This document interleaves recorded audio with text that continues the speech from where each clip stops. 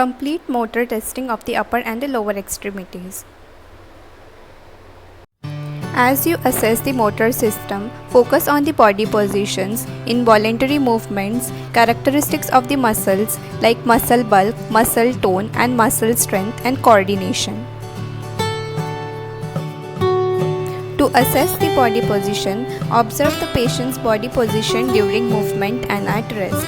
Abnormal positions alert you to conditions such as mono or hemiparesis from the stroke.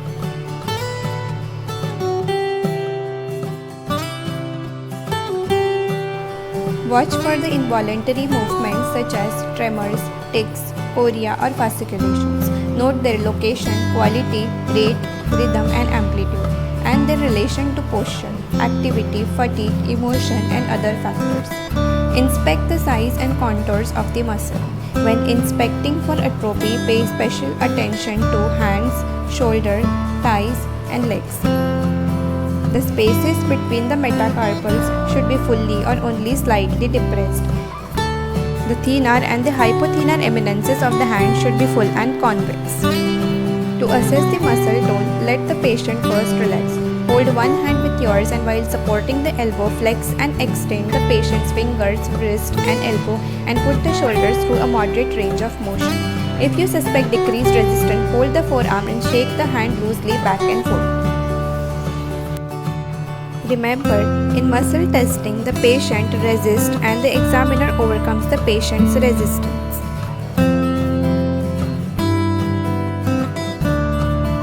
To assess the muscle tone in the legs, support the patient's thigh with one hand, grasp the foot with the other, and flex and extend the patient's knee and ankle on each side. Note the resistance to moving the limb. If there is an increase in resistance, consider spasticity and rigidity. If there is a decreased resistance, consider marked floppiness, hypotonia or flaccidity. Test the muscle strength by asking the patient to actively resist your movement. Remember that the muscle is strongest when there is a shorter resistance and weakest when it is longest. Give the patient the advantage as you try to overcome the resistance and judge the muscle's true strength. The patient's dominant side is usually slightly stronger than the non-dominant side. As you assess the muscle strength, grade the patients on the grading scale of 0 to 5, with 0 as no muscular contractions, to 5 as the active movement against the full resistance without evident fatigue, which is the normal muscle strength. Let us test the individual major muscles in the following methods. Begin by flexion involving the C5 and C6 biceps and the brachioradialis, and the extension involving C6, C7, C8 triceps at the elbow by having the patient pull and push against your hand.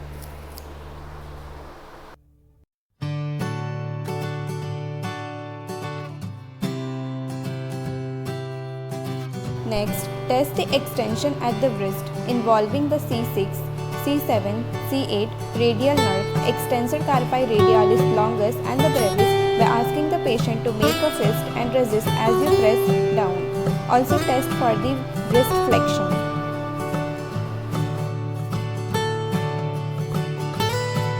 Test the grip involving the C7, C8, T1. Ask the patient to squeeze two of your fingers as hard as possible and not let them go. Normally, it should be difficult for you to pull your fingers from the patient's grip. Test the finger abduction involving the C8, T1 ulnar nerve. Position the patient's palm with the palm down and fingers spread. Instruct the patient to prevent you from moving any finger as you try to force them together. Next, test for the position of the thumb involving the C8, T1 medial nerve. Ask the patient to touch the tip of the little finger with the thumb against your resistance. Weak position suggests carpal tunnel syndrome.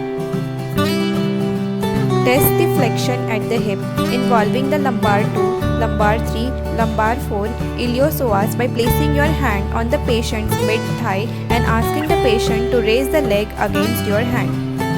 Next, test the extension at the hips involving the S1 gluteus maximus. Have the patient push the mid-posterior thigh down your hand.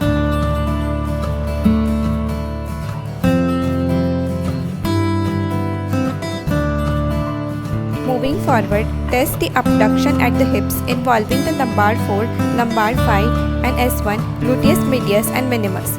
Then test for the adduction at the hips involving lumbar 2, lumbar 3 and lumbar 4 adductors.